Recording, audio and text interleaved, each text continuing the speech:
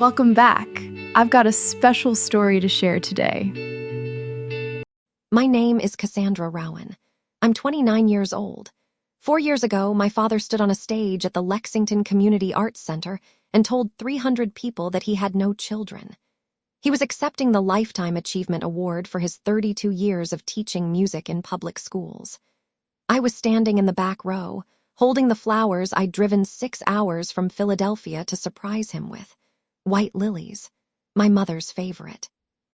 But what my father didn't know, what nobody in that auditorium knew, was that the woman sitting in the front row, the one dabbing her eyes during his speech, had spent 3 years draining his pension fund.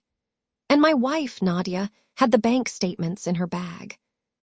Before I go any further, if you've ever been erased from your own family, if someone rewrote the story without you in it, comment the word "still here" below.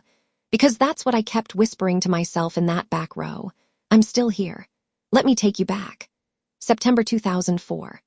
My mother, Grace Rowan, taught piano from the front room of our house in Lexington, Kentucky. She wasn't famous. She wasn't remarkable by any measure the world cares about. She was a woman with small hands and perfect pitch, who believed that every child deserved to hear music played with love. She had a Steinway upright that her grandmother had shipped from Boston in 1962. Cherry wood, slightly out of tune in the upper registers, and a cigarette burn on the fallboard from a party in 1978 that she loved to tell stories about. Every student who came through our door played that piano. Every recital, every lesson, every stumbling C major scale from a nervous 6-year-old. That piano heard it all. She charged $20 a lesson. She could have charged more. Dad told her that constantly. "Grace, the woman across town charges $60. Mom would shake her head and say, "David at the hardware store can't afford $60. His daughter deserves music, too." That was my mother. She measured wealth in sound, not dollars. Mom was diagnosed with ALS when I was 7, in the fall of 2001. I didn't understand what it meant, not really, not until I watched her hands start to tremble during a lesson. She was teaching a girl named Sophie to play Fur Elise, and her fingers slipped on the demonstration. She laughed it off. "Even Beethoven had bad days," she told Sophie. But I saw her face after Sophie left. I saw her sitting at the bench, staring at her hands like they belonged to a stranger. She taught lessons until her fingers couldn't hold the keys. Then she sat beside the bench and hummed along while her students played. She kept teaching for 11 more months after that, coaching from the chair, singing the melody while small hands followed her voice across the keys. She died on a Tuesday in March of 2003, when the dogwood trees were just beginning to bloom. I was 9 years old. The hospice nurse told us at 4:17 in the afternoon. Dad was holding her hand. I was sitting on the kitchen floor, pressing my ear against the wall that separated the kitchen from the front room, listening for the ghost of a nocturne she'd played the night before. Dad didn't sell the piano. He covered it with a cloth and closed the front room door. For 2 years, nobody touched it, but every Sunday morning, I'd hear him go in alone. I'd press my ear to the wall, the same spot on the floor, and listen to him sit on the bench. He never played. He just sat there. Sometimes I heard him breathing in a way that wasn't normal breathing. Heavy, ragged, the kind of breathing that carries weight. I was 11 when I started teaching myself. I used a book from the library and Mom's old lesson binders, the ones with her handwriting in the margins. "Slow here, let them feel it. This is where the melody breathes. Sophie, watch left hand crossing, she rushes." By 13, I could play Chopin's Nocturne in E-flat major, the one Mom used to play after the students left, when she thought nobody was listening. I was always listening. The first time Dad heard me play it, he stood in the doorway for the entire piece. 3 minutes and 47 seconds. I know because the metronome was set and I was counting. When I finished, he didn't clap. He didn't say anything for a long time. He just walked over, put his hand on the fallboard where the cigarette burn was, and said, "She's still in there, Cass, in the wood." I believed him. I still do. January 2016. I was 21, finishing my 3rd year at Juilliard when Dad told me he'd met someone. Her name was Diane Cahill. She taught art history at the community college in Lexington. She was 44, newly divorced, and she had a son named Parker who was 15 and already taller than my father. Dad sounded different on the phone. Lighter. "She's not trying to replace anyone," he said. "She knows about your mom. She respects it." I wanted to believe that. My mother had been dead for 12 years, and the loneliness in my father's voice had thickened year by year until even his phone calls sounded like they came from the bottom of a well. If Diane made him lighter, I could live with that. I could live with anything that gave him back the laugh he'd lost in that hospice room. Diane was charming the way a scalpel is sharp, precise, purposeful, and dangerous only if you didn't understand what she was doing. I met her over spring break. She complimented the house. She complimented Dad's cooking. She picked up the framed photograph of Mom from the mantel and said, "Grace was beautiful. I can see where you get it, Cassandra." She smiled at me with the warmth of a woman who'd rehearsed that exact sentence. I should have listened to the part of me that noticed. I didn't. They married 8 months later. Small ceremony at the Fayette County Courthouse. I came home from New York for the weekend. Dad walked down the hallway toward the judge's chamber with his hand on Diane's elbow, and he looked, for the first time in 12 years, like a man who wasn't carrying the whole house on his back. Diane hugged me at the reception. "I'm so happy to finally have a daughter," she said. "Welcome home," I told her. That was my first mistake. Within 6 months, the changes began. Small things at first, the domestic equivalent of micro-adjustments, barely noticeable unless you were paying attention. Mom's lesson binders disappeared from the piano bench. "I was organizing," Diane said. "They were collecting dust." The photograph of Mom at her last recital, framed in silver, hung above the mantel since 2005, migrated to the hallway. Then to the guest room. Then to a box in the basement labeled Storage Miscellaneous. Parker moved into my old bedroom. Diane redecorated it with navy walls, a standing desk, and a gaming setup that cost more than Dad's monthly pension check. My things, Mom's sheet music, my competition trophies from middle school, the poster from my first Juilliard recital, were packed into 3 plastic bins and stacked in the garage next to the lawnmower and a bag of rock salt. Then Diane did the thing I will never forgive. She sold the piano. She told Dad it was taking up space. She told him the front room would make a gorgeous home office for her art history consulting business. She told him the piano was out of tune and would cost $3,000 to repair. She told him I'd moved on, that I was at Juilliard now, that I didn't need a practice instrument in Kentucky anymore. He let her. That's the part that still breaks something inside my chest every time I think about it. He let her sell my mother's Steinway to a dealer in Cincinnati for $2,800. I found out during winter break. I walked into the front room expecting cherry wood and sheet music and the faint smell of lemon polish Mom used on the keys. Instead, I found a glass desk, a white filing cabinet, an ergonomic office chair, and a diffuser pumping artificial lavender into the air. I stood in the doorway and felt the floor tilt beneath me. "Where's the piano?" Diane looked up from her laptop. She tilted her head with an expression that was precisely calibrated to look sympathetic.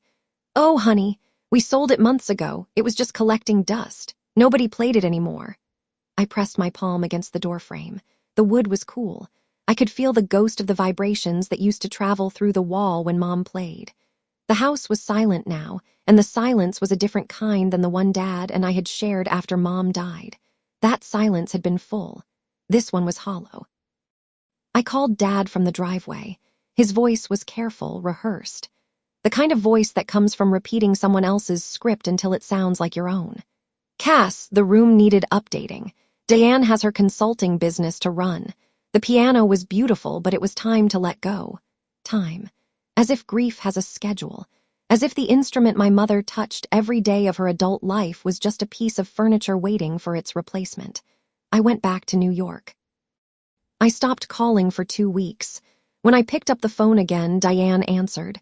"Your father's resting, Cassandra. He had a long day. He'll call you back." He didn't call back. Not that week. Not the next. I called again the following Sunday. Voicemail, I texted. Read no reply. I called on his birthday. Voicemail. I called on the anniversary of Mom's death. Voicemail. I wrote a letter. An actual letter, pen on paper, on the stationery Mom used to use for thank you notes. I wrote about Juilliard, about a piece I was composing that used Mom's E-flat nocturne as its foundation, about how much I missed him. I mailed it priority. It came back 10 days later, marked return to sender in block letters that weren't my father's handwriting. 203 calls. 67 texts. 12 letters. Over 4 years, not one answered, not one returned, not one. March 2018. I graduated from Juilliard with my master's in music composition. I was 24. The recital hall seated 400 people.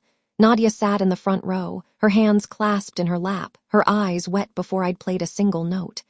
My teacher, Professor Ademi, sat beside her. He'd been the one to tell me during my darkest semester that grief and music come from the same place. "Play the grief," he said. "That's what the masters did." The seat I'd reserved for my father, third row, aisle seat, the program tucked under the cushion with a handwritten note that said for Dad, remained empty for the entire ceremony. I played Mom's Nocturne as my closing piece. When I finished, the audience stood. 400 people on their feet, and I looked at that empty chair and felt the applause land on me like rain on a window. I could hear it, but it couldn't reach me. But he hadn't chosen not to come. That's what I didn't understand yet. He didn't know about the graduation because he never received the invitation. Diane had been intercepting everything for 4 years, and my father, a man who trusted the people he loved completely and without verification, had no idea his daughter was reaching for him across 600 miles of highway with both hands. August 2020. Nadia and I married at a courthouse in Philadelphia with 11 guests. Her parents, her brother, Professor Ademi, and a handful of friends from the conservatory. No one from my side of the family was present. I'd sent Dad an invitation 8 weeks before. It came back with the same block letters. "We'll find him, Cass," Nadia said after the ceremony, holding my hand on the courthouse steps. "He knows where I am," I said. "He chose this." But he hadn't. And that's the cruelest part of what Diane did. She didn't just take my father from me. She made me believe he'd chosen to leave. She weaponized his silence and aimed it directly at my heart, and for 4 years, I blamed the man who was also her victim. October 2023. Nadia is a forensic auditor for a nonprofit that investigates elder financial abuse. She reads spreadsheets the way I read sheet music. She hears the patterns, the dissonance, the places where the numbers don't resolve. She got a call from a woman named Ruth Calloway, 71 years old, retired school secretary who'd worked alongside my father for 21 years. Ruth had been trying to reach me for months. She'd tracked Nadia down through a conference attendee list and a LinkedIn connection. "Something is wrong with Thomas," Ruth told Nadia. "He looks lost. He doesn't talk about Cassandra anymore. And last month I saw his bank statement on his desk. He'd left it open, careless like he never used to be. The pension withdrawals don't match his spending, not even close." Nadia didn't tell me. Not yet. She spent 3 weeks pulling records, filing public records requests, cross-referencing pension disbursements with Thomas Rowan's known expenses. She worked at the kitchen table after I went to bed, laptop screen glowing in the dark, legal pads filling with numbers I wouldn't see until later. What she found was this. Over the past 3 years, someone had been systematically withdrawing from my father's state teacher pension through a joint account opened 2 years after the marriage. The account was in the names of Diane Cahill Rowan and Parker Cahill. The withdrawals totaled $187,000. My father's pension, 32 years of teaching 7th graders how to read music for $52,000 a year, was nearly empty. Parker's failed landscaping company had consumed $140,000 in 22 months before filing for dissolution. The remaining $47,000 had been transferred to a personal account in Diane's maiden name at a credit union in a different county. My father didn't know. He'd never checked. He trusted Diane with the paperwork the way he trusted the school district to deposit his paycheck, because he was Thomas Rowan, a man who believed that the people who slept under his roof were the same people who would guard it. November 15, 2023, 2:14 a.m. The invitation arrived in my inbox. Not from Dad, not from Diane, from the Lexington Community Arts Center's events coordinator. A mass email to the faculty contact list. You are cordially invited to the Lifetime Achievement Ceremony honoring Thomas Rowan. 32 years of dedicated service to music education. Saturday, November 18. Lexington Community Arts Center. 6:00 p.m. Nadia found me staring at my phone in the bathroom, the screen glowing against the tile. "We're going," she said. It wasn't a question. "He won't want to see me." "He doesn't know he doesn't want to see you. That's the difference." She was right. Nadia is always right about the things I'm too wounded to see clearly. She put her hand on my shoulder and added, "Cass, I have something I need to show you, but not tonight, tomorrow when you're ready." The next morning, she laid out the bank records, the withdrawal logs, the joint account statements, and the phone carrier records on the kitchen table. She walked me through every page. I sat there and felt something I hadn't expected. Not rage, not grief, but a terrible, clarifying relief. Because for 4 years, the cruelest story I'd told myself was that my father didn't love me anymore. And the documents on the table proved that the cruelest story was a lie. November 18, 2023, 5:47 p.m. Lexington Community Arts Center. A renovated brick building on Main Street with tall windows and original hardwood floors that creaked like a grandmother's house. 300 people filled the auditorium. Students, parents, fellow teachers, school board members, members of the community chorus Dad had directed for 15 years. I wore a black dress. Simple. No jewelry except Mom's wedding band on a chain around my neck. Nadia wore a gray suit and carried a leather messenger bag that held 6 months of documentation. We sat in the last row, close enough to see, far enough to decide. I could see Dad on stage, 63 years old. His hair had gone fully silver. He wore a navy blazer and the tie I'd given him for his 50th birthday, dark blue with tiny treble clefs. My throat tightened. He'd kept the tie. Diane sat in the front row, center seat. Cream silk blouse, pearl earrings, posture of a woman who had already decided how this evening would be narrated. Parker sat beside her, scrolling his phone, not looking up. The ceremony opened with the superintendent's remarks. 2 former students performed. One played trumpet badly and beautifully, one sang "You Raise Me Up" slightly off-key, which Dad would have loved. He clapped with his palms flat, the way he always did, leaning forward in his seat like every performance still mattered. Then Diane took the stage. She adjusted the microphone. Her voice was warm, modulated, perfect. "I want to say a few words about the man I'm so proud to call my husband. Thomas Rowan dedicated his life to this community's children. He gave them music, discipline, and love. And I am so blessed that God brought us together, so I could support him in these last beautiful chapters." She pressed her hand to her chest, a practiced gesture, the pause of a woman who knows how to hold a room. "Thomas doesn't have children of his own." She said it the way you state a fact. No hesitation, no stumble. But he has treated every student who walked through his classroom door like family, and Parker and I were honored to be his family now. Not one person in that room flinched. Not one of them knew it was a lie. The slideshow played behind her. 32 years of Dad's career compressed into photographs. Class photos, concert programs, Dad conducting the community chorus, Dad and Diane at a school fundraiser, Dad and Parker at a Wildcats football game. Not one photograph of me, not one photograph of my mother. 32 years of music, and Grace Rowan, the woman whose piano had started it all, had been edited out of the record like a wrong note erased from a score. Diane returned to her seat. Dad stood to accept his award.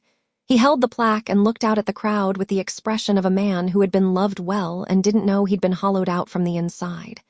"Thank you," he said. 32 years. I've been fortunate." He thanked the district. He thanked his colleagues. He talked about music and patience and the 11-year-old trombone player who now teaches at the county high school. Then he said, "And thank you to my wife, Diane, and my stepson, Parker, for being my family." I stood up. I didn't plan it. I didn't rehearse it. My legs decided before my brain did. "What about me, Dad?" 300 heads turned. Now here's where I need to pause. Because at this moment, with 300 people watching and my father staring at me from that stage, I had no idea what was about to happen. I'd prepared myself for rejection. I'd prepared myself for silence. What I was not prepared for was what Nadia did next. If you're still with me, hit subscribe now, because this next part is the moment that changed everything. Diane's face went white, not the slow drain of color. Instant, a switch thrown in the dark. She half rose from her seat, then forced herself back down, fingers locked around her clutch purse. Dad squinted past the stage lights. "Who said?" "It's Cassandra." My voice carried across the auditorium with a clarity that surprised me. "Your daughter." The murmur started at the back and rolled forward like a wave. Confusion, curiosity, heads leaning toward each other. Ruth Calloway, seated in the third row, stood up. 71 years old, reading glasses on a beaded chain. The kind of woman who kept carbon copies of everything and believed in paper trails the way other people believe in prayer. She turned to face the room. "Thomas has a daughter," Ruth said. "He talked about her every single day for 20 years. Her name is Cassandra, and she is a graduate of Juilliard." Dad set down the plaque. His hands were trembling. "Cass, I've been calling you for 4 years, Dad. 203 calls, 67 texts, 12 letters. Did you get any of them?" Nadia stepped into the aisle. She opened her messenger bag and pulled out a folder, blue, legal-sized, thick with documents. "Mr. Rowan," she said. Her voice was conversational, the same tone she used in depositions. Calm, professional, devastating. "My name is Nadia Rowan. I'm Cassandra's wife, and I'm a forensic auditor specializing in elder financial abuse. I'd like to show you something." Diane shot to her feet. "Thomas, this is inappropriate. This woman is—" "Please sit down, Mrs. Rowan," Nadia said without looking at her. "I'm speaking to your husband." She walked the folder to the front of the room and set it on the podium beside Dad's plaque. She opened it and placed 2 documents side by side. "Mr. Rowan, these are your phone records and Cassandra's phone records from the past 4 years, obtained directly from the carriers. She called you 203 times, every Sunday, sometimes twice. Every call went to voicemail or was blocked." Dad picked up the printout.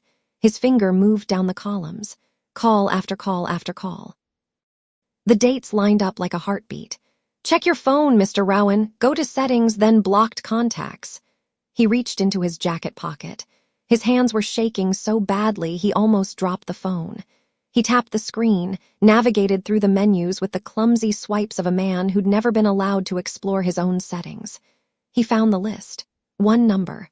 My number. Blocked for 4 years. "She called." His voice broke on the second word. "She called every week."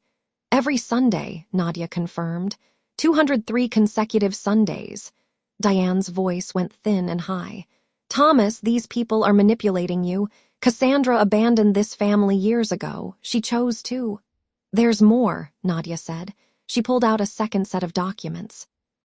"Over the past 3 years, $187,000 has been withdrawn from your state teacher pension through a joint account opened in the names of Diane Cahill Rowan and Parker Cahill." The auditorium went silent. Not the polite silence of an audience. The silence of 300 people simultaneously holding their breath. $140,000 was transferred to a business account registered to Parker Cahill's landscaping company, which filed for dissolution 18 months ago. The remaining $47,000 was moved to a personal account in Mrs. Rowan's maiden name at a credit union in Boone County. Parker stood up so fast his chair scraped the hardwood. He looked at his mother with the expression of someone realizing they've been handed a weapon they didn't know was loaded. "Mom, you told me Dad signed off on the loan. You told me he wanted to help." "He did," Diane said, but her voice had thinned to wire. "Thomas agreed to support the business. I never signed anything." Dad was still holding his phone, staring at the screen. "I didn't know about any joint account." Ruth spoke from her seat. Thomas, I came to you 3 times in the last 2 years. I told you the pension statements looked wrong. You said Diane handles the finances. You said I was worrying over nothing. Dad lowered himself into a chair on the stage. He sat there with the plaque in one hand and his phone in the other, and he looked like a man discovering that the floor he'd been standing on was made of paper. She called every week, he said, almost to himself. 203 times. Diane made one last attempt. She straightened her pearls and turned to the crowd with the warm, wounded expression of a woman who has survived worse than this. This is a coordinated attack. Cassandra has always been. Mom, stop. Parker's voice was quiet and final. He stood between her and the stage, hands at his sides. It's over. Diane looked at her son, the one person left in her corner, and Parker shook his head. I didn't know about the bank account, he said. But I knew Cassandra was calling. I heard the phone ring once 2 years ago. You told me it was a spam caller. He looked at me across 300 silent people. I'm sorry. The fight left Diane's face the way air leaves a balloon. Not with a pop, but with a slow, steady deflation that left the shape intact but emptied everything behind it. She picked up her clutch purse and her coat. She walked toward the exit in heels that clicked on the hardwood in a measured, precise rhythm, the only sound in the room. At the door, she stopped and looked back. Not at Dad, not at Parker. At me. There was no mask left. No warmth, no strategy, no rehearsed compassion. Just raw, cornered fury, 5 years of architecture collapsing and the architect refusing to look at the rubble. I didn't flinch. After 4 years of silence, I'd gotten very good at stillness. The door closed behind her. Dad stepped off the stage. He walked through the center aisle, past Ruth, past his colleagues, past 300 people who were still trying to process what they'd witnessed. He stopped in front of me. His eyes were wet. His hands were still shaking. He looked at the chain around my neck at my mother's wedding ring. You're wearing your mother's ring. I've never taken it off. Cass, his voice was barely above a whisper. I pushed you away. I believed her over you. For 4 years He swallowed. I let her sell the piano. I pressed my lips together. The piano, the Steinway, Mom's fingerprints worn into the keys, the marginal notes, the E-flat nocturne, all of it traded for $2,800. I know, Dad. It was your mother's. It was the last thing she touched. I remember. He stood there, a man who'd spent 32 years teaching children how to find the right note, and he couldn't find the word for what he'd done, so I found it for him.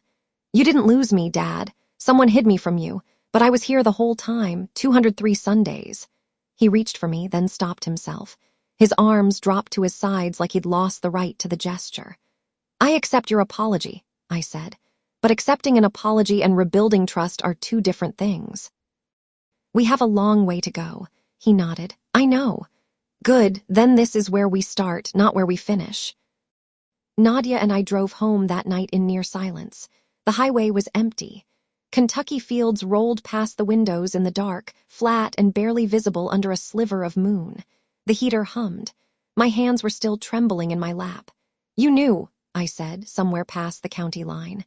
About the money before tonight. For 2 months, Nadia said, keeping her eyes on the road. Ruth called me in September. I spent the rest of the time pulling records, cross-referencing the withdrawals, making sure every number was airtight. I couldn't bring you something that might fall apart. You've had enough things fall apart. You should have told me. I know, but if I'd been wrong, if the pension irregularity turned out to be a clerical issue, or if the phone records didn't match, I would have been one more person making promises about your father that ended in disappointment. I understood that. That was Nadia. She didn't deal in feelings first. She dealt in verified facts, and she loved me enough to wait until the facts were solid. She loved me with documentation. Some people love with flowers. Nadia loved with spreadsheets. Both are valid. There's one more thing, she said. The last text you sent your dad before the number was blocked, the one on his birthday 3 years ago. Happy birthday, Dad. I miss you. I hope you're well. The carrier records show it was delivered. Read receipt shows it was opened at 11:23 p.m. that night. My chest tightened. He saw it. Someone saw it and deleted it and blocked your number 12 minutes later. I stared at the highway. Diane had read, I miss you, Dad, and erased it. She'd seen 6 words of love from a daughter to her father, and she'd pressed delete like it was nothing, like I was nothing. I ran my thumb over Mom's wedding ring and didn't speak for the next 40 miles. 3 weeks later, Nadia filed a formal complaint with the Kentucky State Teacher Retirement System. The joint account was frozen pending investigation. The pension board confirmed that Thomas Rowan had never signed the account opening documents. Diane was served with divorce papers on a Thursday. She didn't contest them. Under Kentucky law, assets obtained through fraud are excluded from equitable division. She received nothing from the pension. She moved in with her sister in Bowling Green. Parker called me 6 weeks after the ceremony. I should have asked more questions, he said. About the phone, about the money, about all of it. Yes, I said, you should have. I understand wanting a father, Parker, but you don't get one by erasing someone else's daughter. December 2023. Dad called me on a Sunday morning. The first phone call from my father in 4 years, 3 months, and 11 days. Neither of us spoke for the first 15 seconds. The silence was heavy and familiar, the same silence that filled our kitchen after Mom died. Full, waited, hours. I found it, he said. Found what? The piano. My heart stopped mid-beat. I tracked it through the dealer in Cincinnati. It was sold twice, once to a collector, then to a retired music teacher in Louisville named Margaret Spaulding. She'd been using it for private lessons for 6 years. She didn't want to sell it. Dad. But when I told her the story, when I told her about Grace, about the students, about the cigarette burn from 1978, she called me back the next day. She said, "This piano doesn't belong to me. It belongs to your family." How much? She wouldn't take money. She said the only payment she wanted was a promise that someone would keep playing it. I drove 6 hours from Philadelphia the following Saturday. Nadia waited in the car. "Take your time," she said. "I'll be here." The front door was unlocked. The house smelled different. Not bad, just different. Different the way a room smells when someone new has stopped living in it. Diane's candles were gone. The glass desk was gone from the front room. The artificial lavender was gone. And there it was. The Steinway upright. Cherry wood. Slightly out of tune in the upper registers, which meant everything was exactly right. The familiar mark on the fallboard, still there after 62 years. When I sat on the bench and pressed my fingers to the keys, I felt the grooves from 1,000 lessons. I felt Mom's handwriting in the margins of music that wasn't on the stand anymore, but lived in my fingers, in my muscle memory, in the part of me that was built on this bench. I played the nocturne in E-flat, the one Mom used to play when she thought nobody was listening. I was always listening. Dad stood in the doorway for 3 minutes and 47 seconds. When I finished, he walked over, put his hand on the fallboard right where the old burn mark was, and said, "She's still in there, Cass, in the wood." On the wall behind him, a framed photograph of Grace Rowan, smiling, back where she belonged. People ask me if I've forgiven my father. The honest answer is that forgiveness isn't a chord you strike once. It's a piece you practice every day. Some days the tempo is steady and the notes come clean. Some days my hands shake and I hear the sound of a door closing, of a phone ringing in an empty room 203 times, and I have to start the measure over. Diane drained a man's entire retirement. She erased his dead wife from the walls. She blocked his living daughter from his phone. She sold a piano that held 70 years of love and replaced it with a glass desk and artificial lavender. I don't hate her. Hating someone who acts out of fear, the fear of being abandoned again, the fear of not having enough, is like hating a storm. You can be furious at the damage, but the wind doesn't hear you. What I can do is make sure her damage doesn't define me. And it doesn't. Not anymore. Nadia didn't save me. She gave me the truth. Ruth gave her the thread to pull. Dad gave me the tie with the treble clefs and a piano he drove 4 hours to bring home. But I saved myself by standing up in that auditorium after 4 years of silence and saying my own name out loud. My name is Cassandra Rowan. I'm 29 years old. I am a composer and a music teacher in Philadelphia, and I build things out of sound that are designed to last longer than the people who made them. On my father's piano, my mother's piano, there's a new photograph. Dad and me, sitting on the bench together, his hand resting on the old wood. We're not smiling. We're just sitting there, side by side, the way we used to when I was 9 and the house was full of grief and silence and the faint smell of lavender. Some things can be mended. Some things can only be played with the damage showing. But the piano remembers. It always remembers. If you're listening to this and you recognize something, the silence, the blocked calls, the photographs that disappeared, the thing that was taken from you that can never be fully returned, I want you to know you are not invisible. You were just in a room where someone made sure nobody could hear you. Stop waiting for them to press play. Pick up the piece yourself. And if you could say one thing, just one honest, unedited thing to the person who erased you, what would it be? Not to fix it, just to say your truth. Drop it in the comments. I read every single one. And if this story made you feel a little less silent tonight, that's everything I could have hoped for.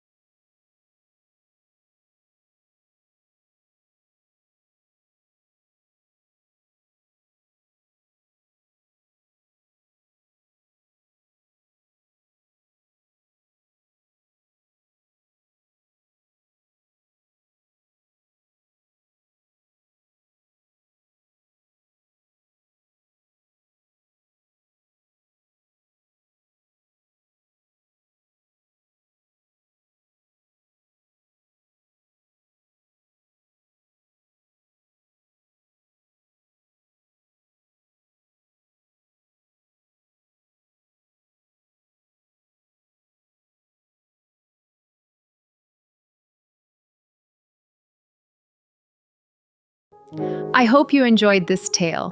Please subscribe to support the channel. Goodbye for now.